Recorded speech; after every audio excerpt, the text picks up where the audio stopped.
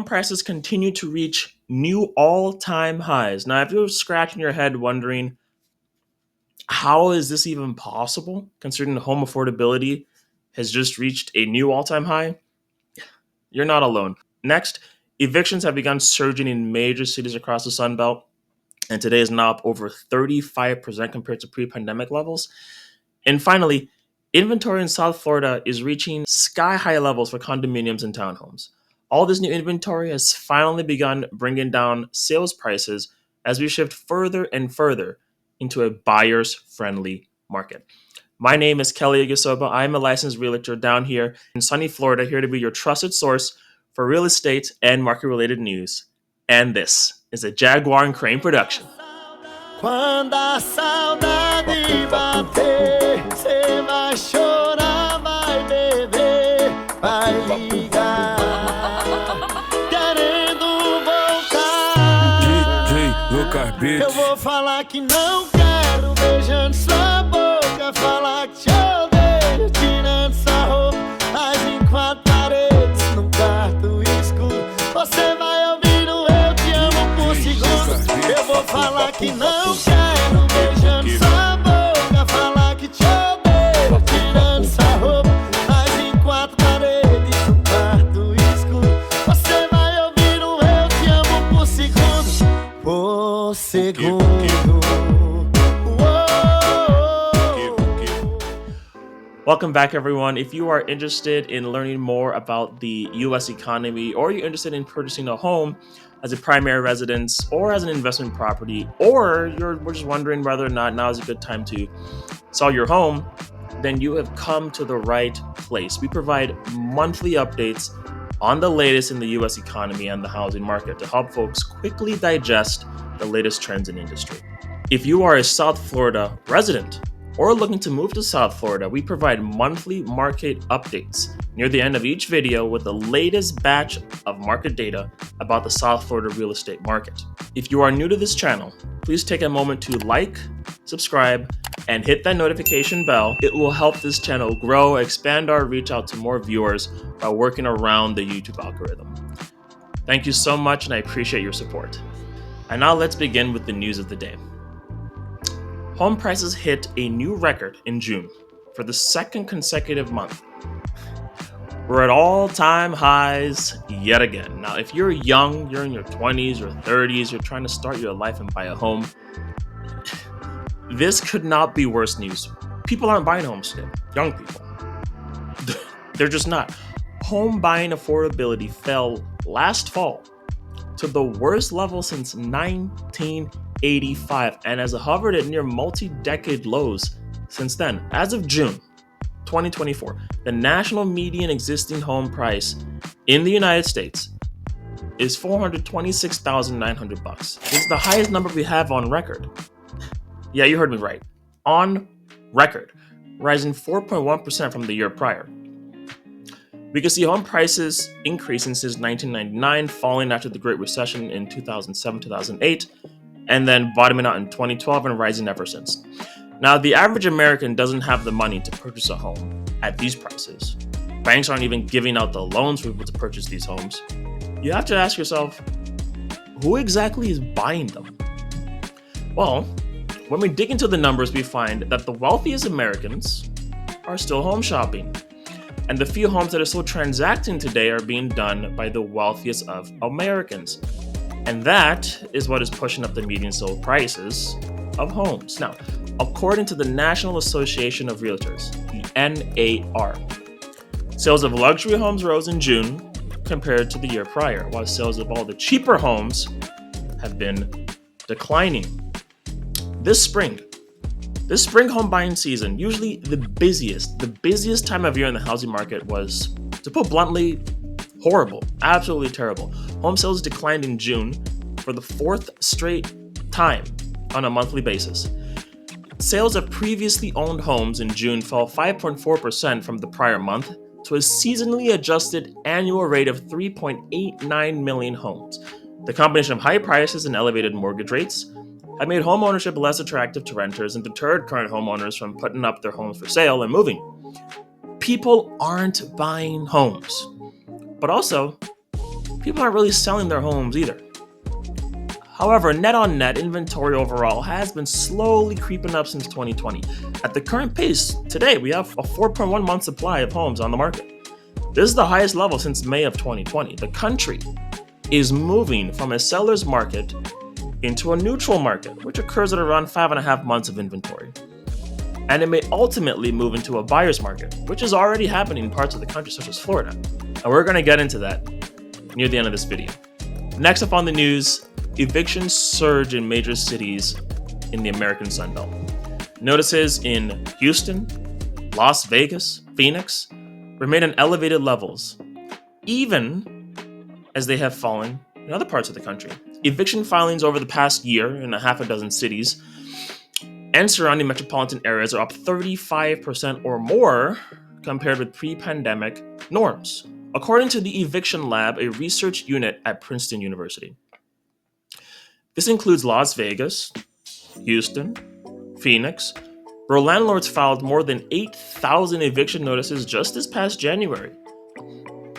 Overall, eviction notices were up 15% or more compared with the period before the pandemic for 10 of the 33 cities tracked by the Eviction Lab, which looked at filings over the past 12 months.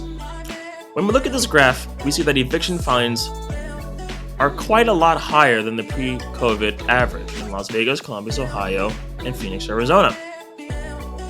Now, to understand why evictions are going up, we first need to understand how the pandemic impacted the rental market. After COVID took place, there was a sharp acceleration in rental prices after the pent-up demand during the pandemic flooded the housing market with people looking to rent. This led to higher prices. Those rental increases have pushed many lower-income tenants to the brink of what they can afford to spend. Asking rental prices for houses and apartments rose 30% from 2020 through 2023. That's around 7% per year. Now, as unemployment increased from 3.4% in April last year to 4.1% in June this year, evictions followed suit. Unpaid rent is the top reason for eviction filings. Job losses, medical emergencies are amongst the most common reasons tenants fall behind on rent. With rents so much higher than they used to be, even a temporary income loss might just be too much for tenants today to ride out. And with far less rental assistance to go around compared to what folks had during the pandemic, the financial stress of keeping up with rental payments is beginning to show cracks in the US economy. Now, reviewing the latest on the Florida real estate market, we see some movements in inventory, people. We're seeing movements in inventory and now median sales prices for homes. We're going to go through this fresh new batch of data, hot off the press for the month of June. So you all have the latest and greatest. So when we look at the data, all property types. This is for South Florida across Miami, Fort Lauderdale, and West Palm Beach. Median sale price is looking at $515,000, up 8.4% from a year ago. Month supply of inventory, look at that. 6.3 months of inventory. Now, those who watch this channel, we know what that means. We know that means we're in a buyer's market. Anything less than 5.5 months, that's a seller's market. Between 5.5 and 6, that's more of a neutral market. And above 6, we break into a buyer's market. When we look at the trend in inventory, month supply of inventory, from June 2022 to June 2024, 2 years. Look at that. Inventory is rising month after month. Steady increase in inventory for the past 24 months. All this new supply and inventory is going to eventually have a downward pull on pricing. Why is that? Well, because it becomes a buyer's market. And once buyers realize they're in a buyer's market, they're going to negotiate those prices down. And there's already evidence of that. We're going to talk about this data as we look at this county by county. When we look at just the single-family homes, however, we see that the single-family homes are still in a seller's market. We got 4.4 months of inventory and a median sale price of around $650,000. But when we look at the townhomes and condominiums, this is what is really driving the change in inventory. Look at that. Month supply of inventory, 8 months. 8 months, up from 4 months from a prior year. So in 12 months, we've moved from a solid seller's market for townhomes and condominiums past the neutral market and now solidly into a buyer's market. And people have begun to recognize that. Today, we have a median sold price of $350,000. This is up 2.9% from a year ago.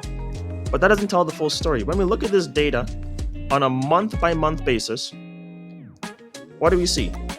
We see prices have finally begun to flatline as of April and May and started to decline for the condominiums and townhomes, right as inventory is reaching its peak. And we expect these trends to continue, people. We expect these trends to continue.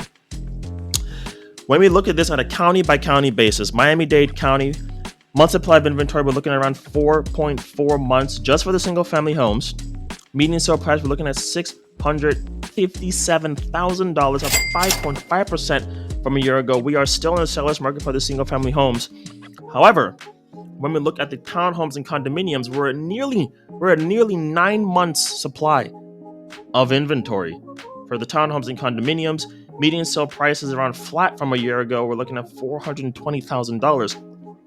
If we look at this inventory growth over the past 24 months, we see the same thing. Months of inventory going from around 2 to 3 months, around 3 months of inventory, all the way up to almost 9 months, and we're going up into 10 months. We are pushing ahead month after month. The month supply of inventory just keeps going up. And when we look at the prices, the median sale prices for this townhomes and condominiums, look at that. Flatlining around March and April, and as we've started to see some price declines as the buyers realize they now have the negotiation power, not the sellers. When we go to Broward County single family homes, we're looking at median sale price of $640,000, up 4.1% from a year ago. Month supply of inventory, we're looking at 4.3 months. When we break that down into townhomes and condominiums, we see a drastic reduction in price, looking at $287,500 median sale price, up around 2.7% from a year ago. Month supply of inventory in Broward, 7.9 months. For Palm Beach County, that's my county, Palm Beach County, we're looking at for single family homes, $659,999, up 5.6% from a year ago. Month supply of inventory, we're looking at 4.5 months, up from 3 months a year ago. But when we look at the townhomes and condos, month supply of inventory, we're north of 7 months now, 7.1 months. Median sale price, we're looking at $325,000, no change from a year ago. If we look at this over the course of 2 years, the past 24 months, we see the same trend, inventory going up month after month. And median sale price for homes, they've stagnated and have finally started dropping. Again, this is for townhomes and the condominiums. And finally, we're going to talk about St. Lucie County single family homes, median sale price of $408,380. Month supply of inventory, we're looking at around 4.7 months. And the townhouses and condos, median sale price, we're looking at $332,950. This is up around 19% from a year ago. Month supply of inventory, we're looking at 7.9 months. So inventory is going up across the board in every county, both for single family homes, but especially for the townhouses and condominiums. All right, everyone, that is it for the news. If you enjoyed this video, I recommend that you take the time to watch some of my other videos. We upload these videos once a month, right after we get the fresh new data from the Florida market. I hope that this video was helpful to both buyers and sellers alike, and I hope you all join me next month for my next upload. Thanks so much, and I wish you all the best. Happy house hunting. And you, baby, 1+1 now you. Only when you chop at you, baby, oh yeah, make we do. Paradise, not me.